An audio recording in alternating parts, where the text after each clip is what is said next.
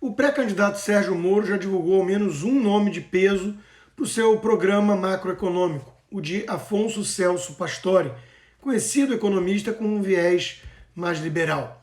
Dessa forma, como consta na reportagem do Estadão de hoje, Moro busca se consolidar como uma opção da elite econômica na terceira via em 2022. Ainda segundo a reportagem, Moro estaria tentando atrair também Armínio Fraga, que ajudava no projeto de governo do apresentador Luciano Huck, que preferiu se manter no quadro de entretenimento da Globo, uma empreitada sem dúvida mais segura. Diz o jornal, para quem acompanha de perto essas articulações, Moro marcou um gol de placa ao citar Pastore. É um dos melhores nomes do país, disse o ex-juiz.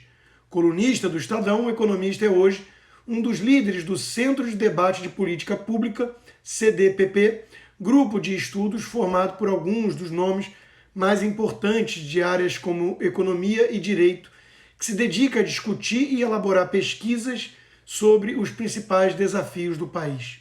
Entre seus integrantes estão referências como o dos economistas Ilan Goldfein, Edmar Baixa, Eduardo Janete, Luiz Stuhlberg, Pedro Malan, Pécio Arida e o próprio Armínio, entre outros.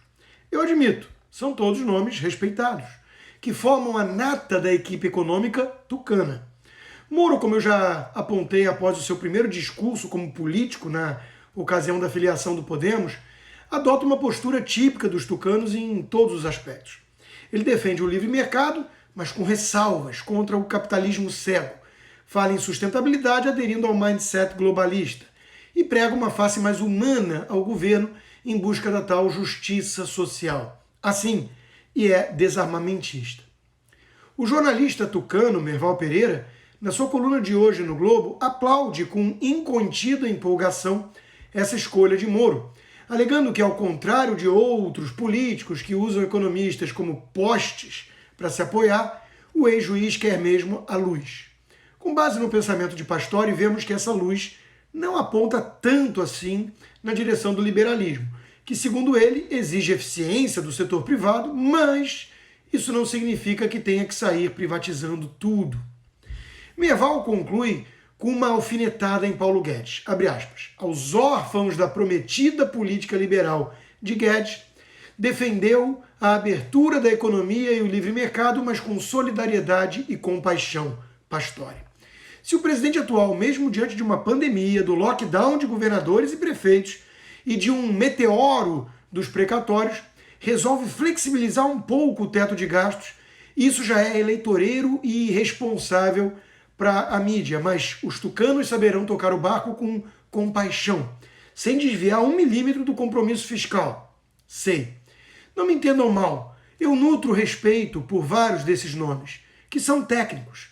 São bons economistas, em geral com viés até mais liberal, sim, mas eu não consigo engolir o discurso surrado da turma social-democrata de que só essa visão mista demonstra real preocupação com os mais pobres.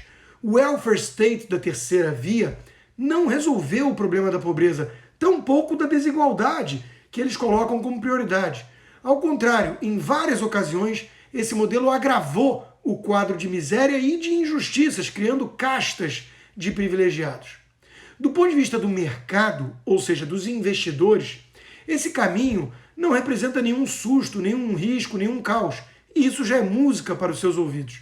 Ainda mais quando lembramos que uma das alternativas é a volta do PT de Lula.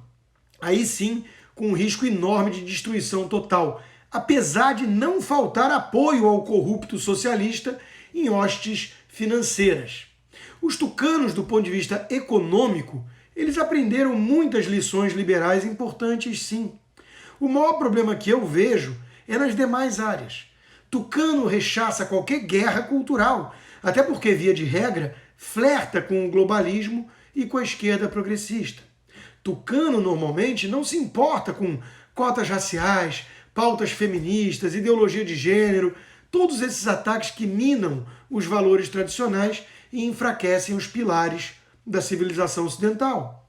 Os tucanos, na melhor das hipóteses, eles nem ligam para essas coisas, que julgam chatice de gente desocupada ou paranoia de reacionário. E tão pouco temos visto tucanos priorizando críticas aos abusos supremos. Hoje, a maior ameaça às instituições republicanas e às nossas liberdades. Em suma, a equipe econômica que deve se unir ao candidato de centro, Sérgio Moro, tem pedigree, agrada ao mercado e terá muito provavelmente uma proposta reformista bastante virtuosa. Para muitos, que focam basicamente nisso, quase todos do tal mercado, é mais do que satisfatório. Para milhões de outros brasileiros, incomodados com o esgarçamento de valores conservadores na sociedade, isso não é, nem de perto, suficiente.